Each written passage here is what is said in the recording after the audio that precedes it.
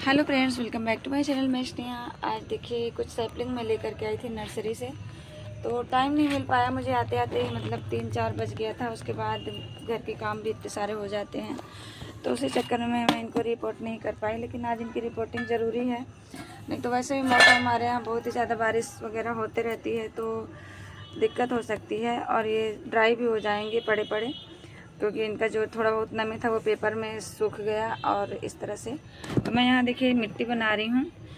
तो मिट्टी सैंड जो भी है मेरे गार्डन में, मतलब काफ़ी ज़्यादा सैंडी सॉइल है, काफ़ी मिट्टी। इसमें जो राइस हस्क भी इसमें मतलब पूरा डिकम्पोज हो चुका है, मैंने मिक्स करके रखा हुआ था, तो वो बहुत अच्छे से डिकम्पोज हो चुका है। तो मुझे अब अलग से राइस हस्क मिलाने की ज़रूरत नहीं है, और इस तरह से हो जाता है तो और अच्छा है। मैंने यहाँ पे 3-4 मुट्ठी के लगभग गोबर की खाद ली है। ये देखिए लगभग इतना ही गोबर की खाद यहाँ पे ली हुई है। कुछ टुकड़े भी हैं गोबर की खाद के, तो इसको भी हम अच्छे से इस तरह तोड़ लेंगे। और ये रखे रखे इस तरह, जब लेकर के आई थी तब पूरा पाउडर फॉर्म में ही था, लेकिन अभी ये पूरा पता नहीं क्यों ऐसे टुकड़े से बन गए। तो रखे रखे जम गया। लगभग 1 साल पुरानी, मतलब मेरे घर में 1 साल लाए हो गया, जब मैं लेकर के आई थी तब वहाँ भी लगभग 1 साल की, तो लगभग ये 2 साल पुरानी गोबर की खाद है। और कोकोपीट अभी मेरे पास धुला हुआ इतना ही रखा है। आज मैं लेकर के आई हूँ नया मार्केट से फिर से, तो उसको धोना पड़ेगा और धो के सुखाना भी पड़ेगा। तो ये देखिए पोटली बना के रखी हुई है। ये मैंने सकुलेंट की कटिंग के लिए वैसे तो रखी थी इतनी बचा कर, क्योंकि मेरा जो कोकोपीट था वो सारा सीडलिंग में ही ख़त्म हो गया था एडेनियम की। तो इस पर मैंने बहुत सारी सीडलिंग की, लेकिन अभी 2 ट्रे मेरी पूरी बर्बाद हो गई बिना रिपोर्ट किए, पूरा गल गया है। तो ये देखिए खुल नहीं रहा है।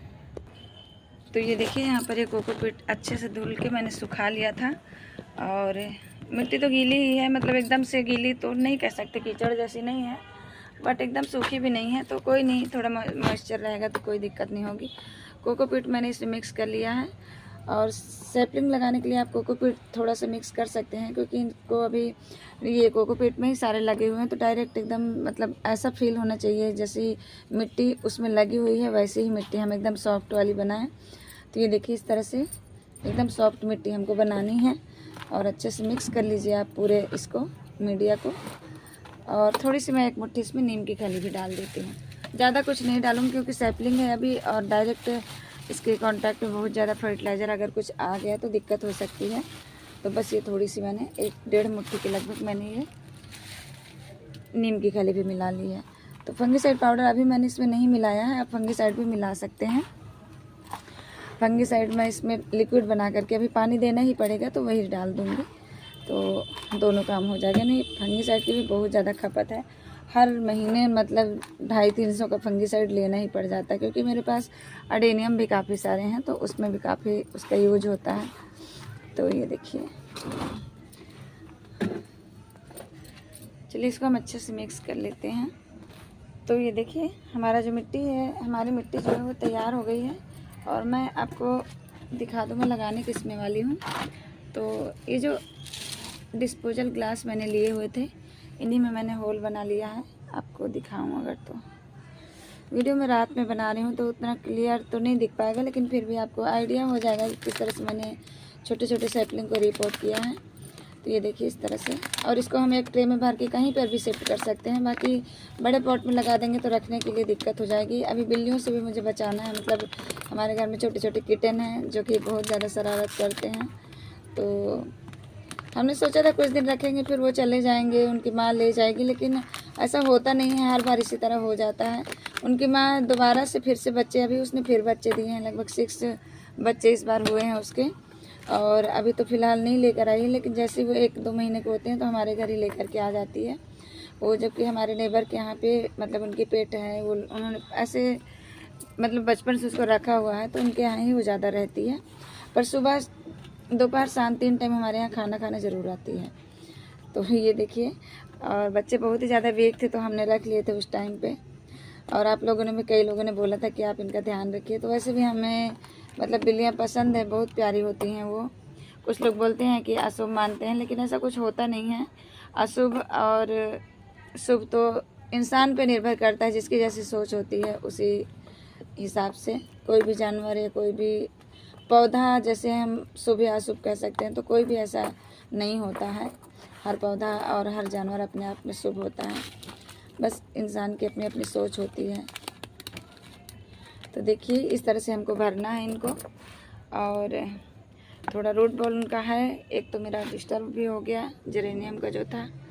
तो सबसे पहले देखिए मैं लगाती हूँ गजानिया का प्लांट।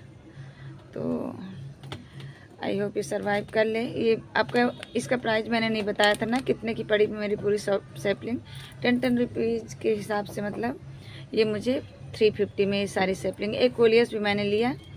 मैं चाहती थी कुछ कटिंग ही ले चलूँ, लेकिन क्योंकि मैं वेट जो वहाँ की चिकनी मिट्टी है उसको नहीं लाना चाहती, तो मैं भैया से बोल भी रही थी भैया आप सिर्फ मुझे कटिंग दे दो, आप उसका प्राइस मुझसे ले लो जो भी लेना है। तो उन्होंने बोला नहीं आप ऐसे ही ले जाइए।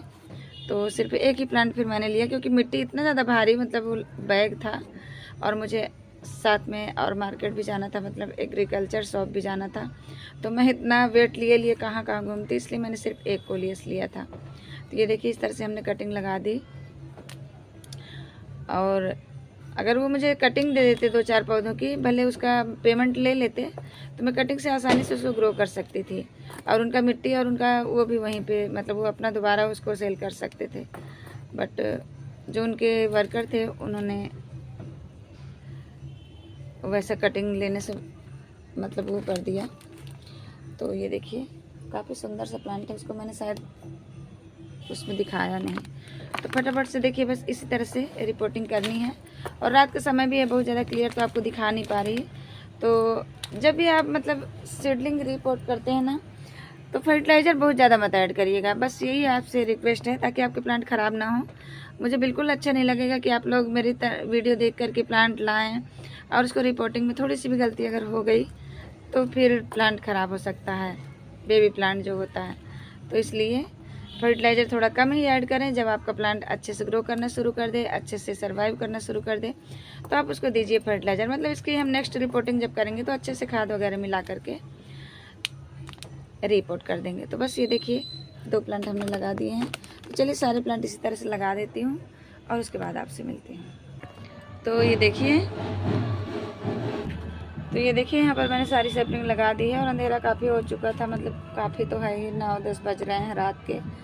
तो मेरे फ़ोन की बैटरी भी एकदम से कम हो गई, तो मैं फ्लैश भी नहीं जला सकती। तो ये देखिए मैं आपको सुबह क्लियर दिखा दूँगी।